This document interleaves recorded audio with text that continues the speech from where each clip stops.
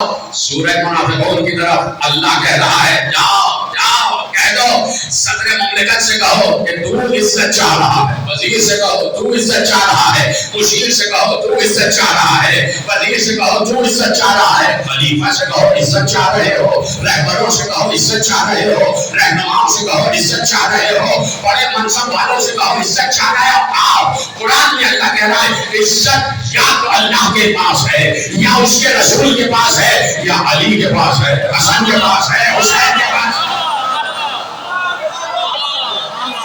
ابھی تو جملہ کہا ہی نہیں، ابھی تو آپ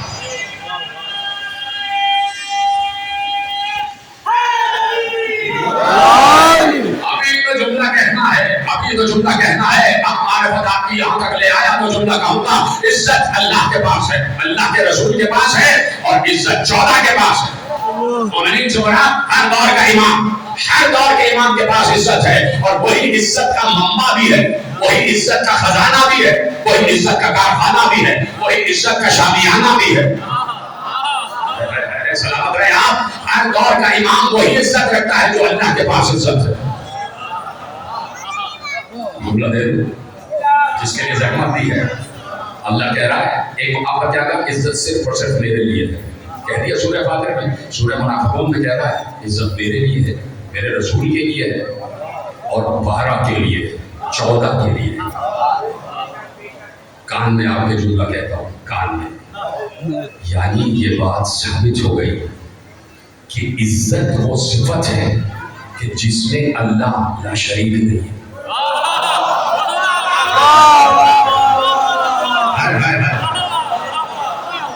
راز کی بات تھی اس لیے کان میں کہی، کسی اور کو بتانا نہیں۔ اگر سلمان ہو تو اپنے تک رکھنا، لیکن سلمان کو تو اجازت نہیں ہے کہ ہر کسی کو بتا چلے۔ اس کا مطلب ہے کہ اللہ کچھ صفتوں میں اپنے ساتھ کچھ کو شریک کر لیتا، اور جب وہ ان صفتوں میں اللہ کے ساتھ شریک ہو جائیں تو اس شرکت کے ذکر کو شرک نہیں کہا جاتا۔ اس شرکت کے ذکر کو شرک نہیں کہا جاتا۔ جب اللہ ہی اپنے ساتھ شامل کر لے تو پھر کیسا شرک؟ یہاں اللہ نے کہا عزت اللہ کے لیے ہے، عزت اس کے رسول کے لیے ہے، اور عزت 12 معصومانہ اماموں کے لیے ہے، 14 معصومین کے لیے ہے۔ کہاں کہاں کی آیت سے آپ کے حوالے کروں؟ اللہ بھی دیکھ رہا ہے، اللہ کا رسول بھی دیکھ رہا ہے، اور 14 معصوم بھی دیکھ رہے ہیں۔ یہاں بھی اللہ اپنے ساتھ ان لوگوں کو شریک کر رہا ہے، یہاں بھی اللہ لا شریک نہیں ہے۔ جب عزت کی بات آ گئی تو اس نے بھی 14 کو شریک کیا، اور جب بات آئی دیکھنے کی، آماد دیکھنے کی، اس نے بھی 14 کو شریک کیا، اور جب بات آئی ولایت کی تو خود کہہ رہا ہے تنہا میں ولی چھوڑی ہوں، رسول بھی ہے، علی بھی ولی ہے۔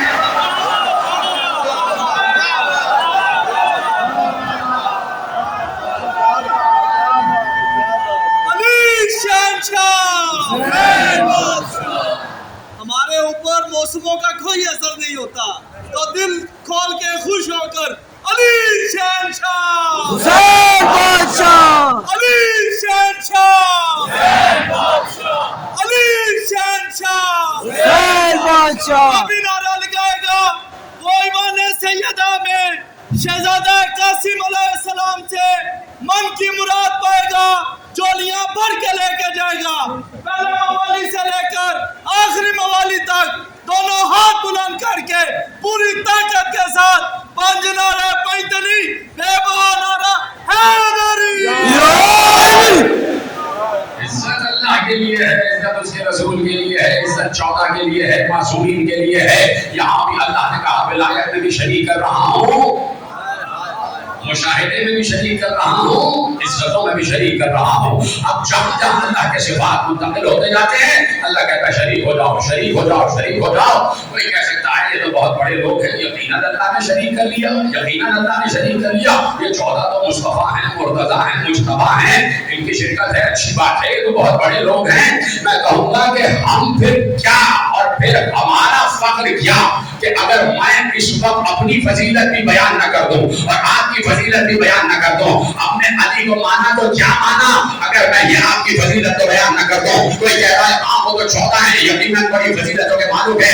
تم لوگ کس کھیت کی مولی ہو اور تمہارے پاس کیا ہے؟ ایک بار میں ان کو یہ جواب دیتا ہوں کہ اللہ نے ہمیں بھی اپنے کام میں شریک کیا ہے, اور ہم نے ایک کام میں شریک نہیں کیا, دو کام میں شریک کیا ہے. وہ کہہ رہا ہے میں بھی درود پڑھتا ہوں, تم بھی درود پڑھو, اور کہہ رہا ہے میں بھی لعنت کرتا ہوں, تم بھی.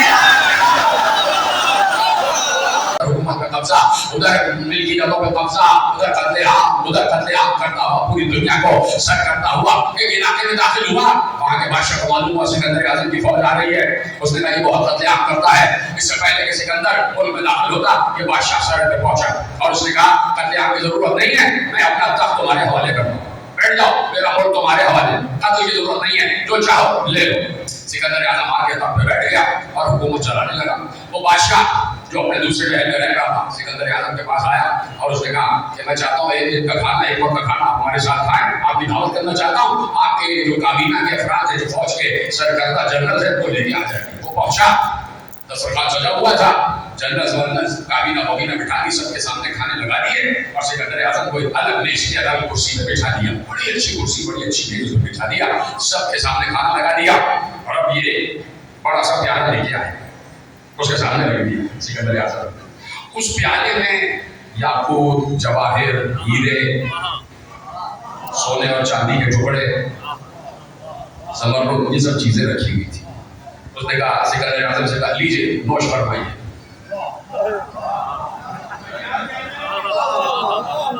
اس لٹے ہوئے بادشاہ نے ایک ٹرے میں یہ سارے جواہرات رکھے, پتھر کے قیمتی جواہرات, اور سکندر اعظم سے کہا کھائیے.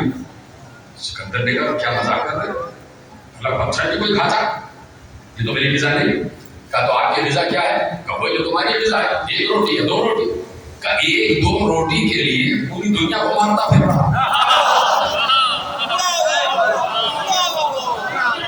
ایک دو روٹی کے لیے پوری دنیا کو کاٹتا پھر رہا ہے, ایسا کیوں کر رہا ہے؟ بات یہ ہے کہ مجھے عزت چاہیے, میں عزت کا طلبگار, مجھے میری عزت بڑھتی چلی جائے, عزت بڑھتی چلی جائے. ساری تمہیدیں ختم کرتا ہوا صرف ایک جملہ کہہ دوں کہ ہر انسان چاہتا ہے کہ اس کی عزت کی جائے, ہر انسان چاہتا ہے کہ اس کی عزت بلند ہو, ہر انسان چاہتا ہے کہ معاشرے میں عزت دار ہو جائے. اس لیے سب ڈھونڈا کرتے ہیں کہ کسی عزت دار کے قریب چلے جائیں, کسی عزت دار کے قریب چلے جائیں. لیکن میں کیا کروں, جملہ آپ کے حوالے ضائع نہ ہونے پائے جملہ, بس یہاں سے تقریر آگے بڑھ رہی ہے. میں کیا کروں کہ اللہ نے قرآن مجید میں فیصلہ دے دیا, نوجوان میرا ساتھ دیتے جائیں. قرآن میں اللہ نے فیصلہ دے دیا, فیصلہ دے دیا. سبحان رب کا رب العزت عما یصفون. ہاں بات ہے وہ رب کہ جو عزتوں کا بھی رب ہے, اور جو کچھ تم اللہ کے صفات بیان کرتے ہو وہ اس سے بھی بلند ہے. پھر اللہ نے سورہ فاتر میں ارشاد فرمایا, اب سنیے گا, من کان یرید العزت فللہ العزت جمیعا. سلامت رہے جتنے بھی افراد ہیں, آپ کی خاموشی بتا رہی ہے کہ آپ توجہ سے سن رہے ہیں, ایسی توجہ مجھے چاہیے. اللہ کہہ رہا ہے من کان یرید العزت فللہ العزت جمیعا. جو عزت چاہتا ہے, جو عزت کی تلاش میں ہے, وہ جان لے کہ ساری کی ساری عزت اللہ کے پاس ہے. یہی موقع ہے. بہت میں بعض اوقات بڑے زاویے تبدیل کر کے موضوع تک آتا ہوں. من کان یرید العزت فللہ العزت جمیعا. جو عزت کی تلاش میں ہے وہ جان لے کہ ساری کی ساری عزت اللہ کے لیے. العزت کا مطلب ہے ساری عزت صرف اللہ کے لیے. جب ساری عزت صرف اللہ کے لیے تو آپ کس کو عزت ملے؟ خاموشی سے سن رہے ہیں. جب ساری عزت اللہ کے پاس اور اللہ کے لیے, یہ بالکل ویسا ہی ہے جیسے الحمدللہ رب العالمین. ساری کی ساری حمد اللہ کے لیے, یعنی اب کسی اور کی حمد ہو ہی نہیں سکتی. ساری کی ساری حمد اللہ کے لیے. اب اللہ کیا کہہ رہا ہے, من کان یرید العزت فللہ العزت جمیعا. جو بھی عزت کی تلاش میں ہے, عزت چاہتا ہے, وہ جان لے کہ ساری عزت اللہ کے لیے. بات طے ہو گئی. یعنی اگر میں آپ سے قریب ہو کے کہوں, کاش یہ جملہ اور یہ میں تھے سے آپ تک پہنچا سکوں اور پہنچے گئے. اگر میں آپ سے یہ کہوں کہ اللہ کہہ رہا ہے ساری کی ساری عزت صرف میرے لیے, تو اس میں یہ بات کہنے میں حق بجانے ہوں کہ اللہ یہاں یہ بتانا چاہ رہا ہے کہ عزت کے معاملے میں میں لا شریک ہوں. ساری کی ساری عزت میرے لیے ہے، یعنی میرے پاس ہی عزت ہے اور کسی کے پاس نہیں. ٹھیک ہے. اب جب اس نے کہہ دیا کہ ساری عزتیں میرے پاس ہیں، ساری عزتیں میرے پاس ہیں، تو سمجھنا یعنی اللہ بتا رہا ہے کہ جتنی بھی واقعی اور حقیقی عزت ہو سکتی ہے وہ میرے لیے ہے، وہ میرے لیے ہے. ٹھیک ہے. اب وہی اللہ جو سورہ فاتحہ حسین سے دیے گئے، سارے بدلے حسین کے بچوں سے لیے گئے. حسین بار بار کہہ رہا ہوں 2 محرم ہے، حسین کربلا میں داخل ہو چکے. اپنے آپ کو لے جاؤ سٹی 2 محرم، آج حسین کربلا میں داخل ہو گئے. شب آئی ہوگی، وہ شب بھی آئی ہوگی جو 2 محرم کی شب تھی. اس شب میں کوئی بچہ نہیں رو رہا تھا، اس شب میں کوئی بیوی پریشان نہیں تھی. کیوں؟ سب کو معلوم تھا باہر پہرے پر عباس، سب جانتے تھے پہرے پر عباس. کسی کو بھی پیاس لگتی ہے وہ عباس سے کہتا ہے، کسی بچے کو بھوک لگتی ہے وہ عباس سے کہتا ہے. ساری بیویوں کے سروں پر چادر سلامت اس لیے کہ عباس موجود ہے. حسین ابن علی کا دل ٹھہرا ہوا ہے کہ میرا قوت بازو عباس موجود ہے. سارے جوانان بنی ہاشم سب موجود ہیں. ابھی تک فاطمہ کی کھیتی ہری بھری ہے، ابھی تک فاطمہ کی کھیتی ہری بھری ہے. میرے عزیزوں، حسین نے بہت کم کوئی ایسا واقعہ ہوتا ہے کہ وقت کا اولی لمحہ جو اس دور کا اولی لمحہ ہوتا ہے وہ کسی کو بلائے یا کسی کا انتظار کرے. حسین نے انتظار کیا، کچھ لوگوں کا انتظار کیا. ان میں پہلا انتظار تھا حبیب ابن مظاہر. حبیب ابن مظاہر کو کہا رجل فقیہ یعنی مرد فقیہ. حبیب ابن مظاہر کو بھی حسین نے ولی فقیہ نہیں کہا، مرد فقیہ، رجل فقیہ. حبیب ابن مظاہر لکھ کے خط حبیب کو بلایا گیا اور حبیب آ گئے. تو اب شب عاشور کو عاشور سے بدلا صرف اس لیے کہ حبیب تو آ گئے، حور کا آنا ہے، حور کا انتظار ہے. حسین بلا رہے ہیں اور آنے والے حسین کے پاس آ رہے. حبیب ابن مظاہر آ گئے اور شب عاشور آ گئے، سہیل ابن قیس بھی آ گئے. سارے اصحاب کرام چاہتا ہوں کہ آج حسین کے انصار کا ذکر ہو جائے، اس لیے کہ ذاکروں کے لیے، اور پچھلے سال میں جملہ کہہ چکا کہ مشہور ہے کہ جو بھی خطیب یا جو بھی سامع، جو بھی مومنین میں سے جتنے شہیدوں کا ذکر سنتا ہے شہداء کربلا میں، جب اس کا دم نکلتا ہے تو اتنے ہی شہید اسے لینے آتے ہیں، اتنے ہی شہید اسے لینے آتے ہیں. تو چاہتا ہوں کہ شہداء کربلا کا بھی ذکر ہوتا ہے، بہت کم ذکر ہوتا ہے ایک شہید کا، اور اس کا نام ہے جون.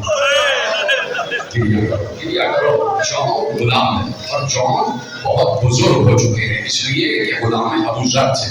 پھر امام حسن کے پاس آئے، امام حسن سے امام حسین کے پاس آئے، بہت بزرگ غلام ہیں.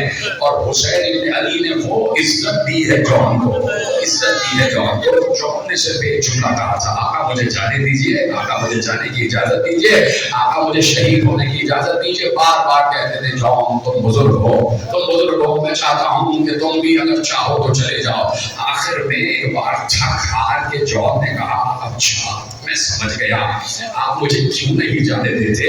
شاید اس لیے کہ میں سیاہ فام ہوں، آپ نہیں چاہتے کہ میرا مہک والا خون آپ کی خوشبو والے خون میں شامل ہو، شاید اس لیے کہ میرا چہرہ سیاہ ہے. حسین آگے بڑھے، جون کو سینے سے لگا لی، جون نے ماتھے پہ پیار کیا. جون ایسی بات نہیں ہے، ایسی بات نہیں ہے، آپ بزرگ ہیں. لیکن جون گئے، جون جب گئے اور